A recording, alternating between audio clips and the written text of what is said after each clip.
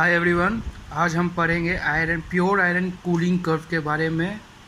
और next part में मैं आपको बताऊंगा आयरन कार्बन डायग्राम के बारे में। ये आप जो देख रहे हैं ये प्योर आयरन कर्व है।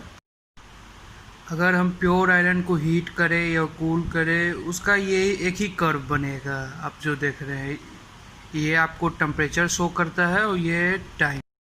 सपोज करिए कि हमने एक आयरन का एक बार लिया जिसे हमने एक 768 डिग्री सेल्सियस पे हम हीट करेंगे। वो मेनली प्योर आयरन आपको अल्फ़ा आयरन के नाम से हम जानते हैं और आयरन उस स्ट्रक्चर उसके अंदर बीसीसी होता है। बीसीसी मेनली आपका बॉडी सेंटर क्यूबिक होता है। ये आपको मेनली प्रेजेंट होता है लिथियम में, अल्फ़ा आयरन में, टंगस्टन में। बीसीसी आपको ये हार्ड स्ट्रक्चर में ही मिलेंगे। अगर हम हार्ड मटेरियल को भी नेचर से कहीं से भी ड्रैग करेंगे तो वो मेनली आपको बीसीसी स्ट्रक्चर ही पोज करेंगे। ऐसा नहीं है कि हम ये टंगस्टन इधर से अमेरिका से मंगाएं, इंडिया से मंगाएं तो उसमें स्ट्रक्चर डिफरेंस आएगा। नहीं, ऐसा नहीं है। उसमें आपको ये बीसीसी स्ट्रक्चर ही मिलेंगे। इस कर्व में जब हम प्योर आयरन बार को एक हीट करेंगे एक रिक्वायर्ड टेम्परेचर पे लाइक 768 डिग्री सेल्सियस, तो उसका बीसीसी स्ट्रक्चर जो है वो हीट होना स्टार्ट हो जाएगा। स्ट्रक्चर चेंजेस आपके अकर होना शुरू कर देंगे। एटम्स जो हैं आयरन में, बीसीसी आयरन, वो टेक प्लेस होना शुरू करेंगे। एटम्स वो रीअरेंज करना शुरू करेंगे और वो एफसीसी बन जाएंगे जिसे हम गामा आयरन कहेंगे, जो कि 910 डिग्री सेल्सियस पे होगा। जब हम 768 डिग्री पे चेंज करेंगे तो ये अपना magnetic to non magnetic property खोएगा। ये 768 डिग्री सेल्सियस पे ये प्योर आयरन मैग्नेट के थ्रूवर्ड अट्रैक्ट होगा। बट जैसे ही 768 के बाद हम इसका स्ट्रक्चर चेंज होगा, ये मैग्नेटिक टू नॉन मैग्नेटिक हो जाएगा। ये मैग्नेट के द्वारा अट्रैक्ट नहीं होगा। नेक्स्ट जब ये 910 डिग्री सेल्सियस पे पहुंचेगा तो ये बन जाएगा अल्फ़ा आयरन से गामा आयरन, जो इसके स्ट्रक्चर में भी चेंजेस अकर होंगे। ये पहले बीसीसी था तो अब एफसीसी हो जाएगा। एफसीसी मेनली आपको सॉफ्ट मटेरियल्स में प्रेजेंट होते हैं जैसे अल्मुनियम, गोल्ड, ये सब एफसीसी स्ट्रक्चर हुए हैं। जैसे जैसे टेम्परेचर चेंज करेंगे तो आयरन के हमारी क्वालिटी भी चेंज होगी। पहले प्योर आयरन था जो कि हार्ड और ब्रिटल था, लेकिन अब ये सॉफ्ट हो चुका है। अब हम इसे इजीली मोल्ड कर सकते हैं।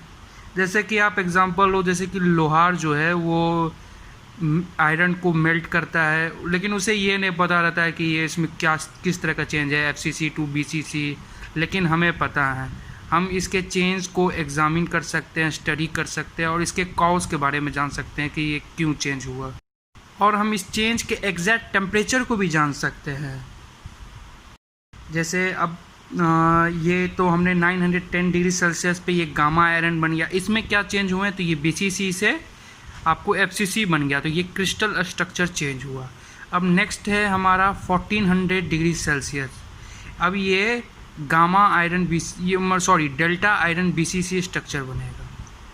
हम हीट करने के बाद ये गामा आयरन बन जाएगा डेल्टा आयरन बीसीसी। इसमें फिर आपको क्रिस्टल स्ट्रक्चर चेंज होंगे। अब ये पहला वाला स्ट्रक्चर इसमें आ जाएगा। पहला हमारा बीसीसी था तो वो हमारा 1400 डिग्री सेल्सियस पे भी बीसीसी आ जाएगा। अब अगर हम 1400 डिग्री सेल्सियस पे भी अब अपने आयरन बार को हीट करते हैं 1539 डिग्री सेल्सियस पे, इसके बाद ये आयरन हमारा लिक्विड स्टेट में कन्वर्ट हो जाएगा, जो कि पहले सॉलिड स्टेट में था। मेनली हमें जो इस कर्व में याद रखना है वो है इनके टेम्परेचर, कि इस प्योर आयरन के हमें टेम्परेचर को याद रखना है कि वो किस प्योर आयरन कितने टेम्परेचर पे था, उसे अल्फ़ा आयरन पे कितने टेम्परेचर पे चेंज किया गया, गामा आयरन पे कितना चेंज किया गया, डेल्टा आयरन पे कितना चेंज किया, और इस चेंजेस के दौरान उसके क्रिस्टल स्ट्रक्चर में क्या क्या चेंजेस हैं।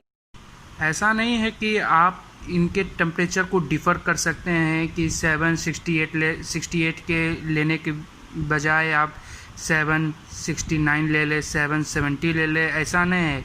ये एक रिक्वायर्ड टेम्परेचर है, ये एब्सोल्यूट टेम्परेचर, आपको यही टेम्परेचर पे, इसी टेम्परेचर पे ही चेंजेस आएंगे, ना उनसे आगे ना उनसे कम। हमें इनके बस एग्जैक्ट वैल्यू को याद करना है। बहुत सारे क्वेश्चन एसएससी और जेईई में आते हैं इस टॉपिक से रिलेटेड, और मेनली इसके टेम्परेचर से रिलेटेड।